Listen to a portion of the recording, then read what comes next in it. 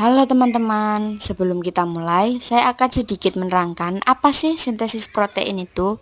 Sintesis protein adalah proses pembentukan molekul protein oleh sel yang melibatkan DNA, RNA, dan berbagai enzim. Terjadi di nukleus dan sitoplasma, tepatnya di ribosom. Proses sintesis protein terbagi menjadi dua tahap, yaitu tahap transkripsi dan tahap translasi. Transkripsi merupakan proses pengubahan DNA menjadi RNAD atau mRNA.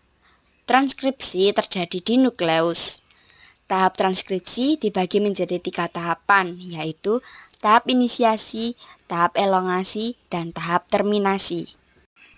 Translasi merupakan proses penerjemahan mRNA untuk dibuat menjadi protein. Translasi terjadi di sitoplasma, tempat ditemukannya ribosom. Tahap translasi dibagi menjadi 3 tahapan, yaitu tahap inisiasi, tahap elongasi, dan tahap terminasi.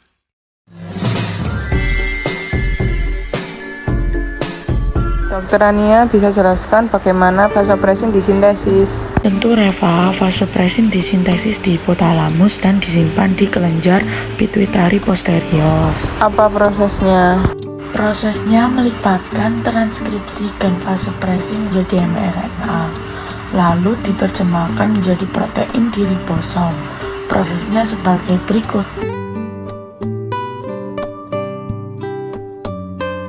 RNA polimerase akan membentuk mRNA melalui cetakan DNA template.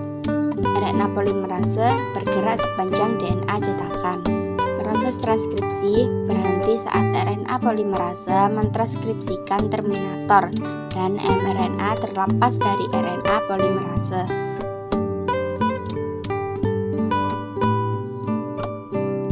Proses translasi diawali dengan berikatannya kodon AUG dengan antikodon UAC.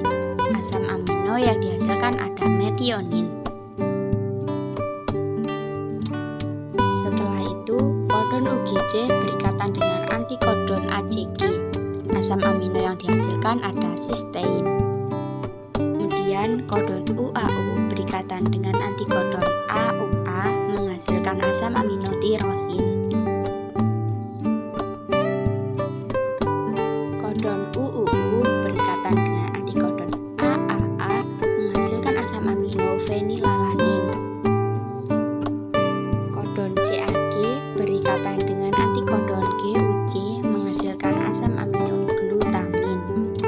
Kodon AAU berikatan dengan antikodon UUA menghasilkan asam amino asparagin. Kodon UGU berikatan dengan antikodon ACA menghasilkan asam amino sistein. Kodon CCC berikatan dengan antikodon GGG menghasilkan asam amino prolin. Kodon CGC berikatan dengan antikodon GJG menghasilkan asam amino arginin. Kodon GGU berikatan dengan antikodon CCA menghasilkan asam amino glisin. Terakhir, kodon UGA berikatan dengan antikodon ACU yang menghasilkan kodon stop. Kemudian menghasilkan polipeptida yang dikenal sebagai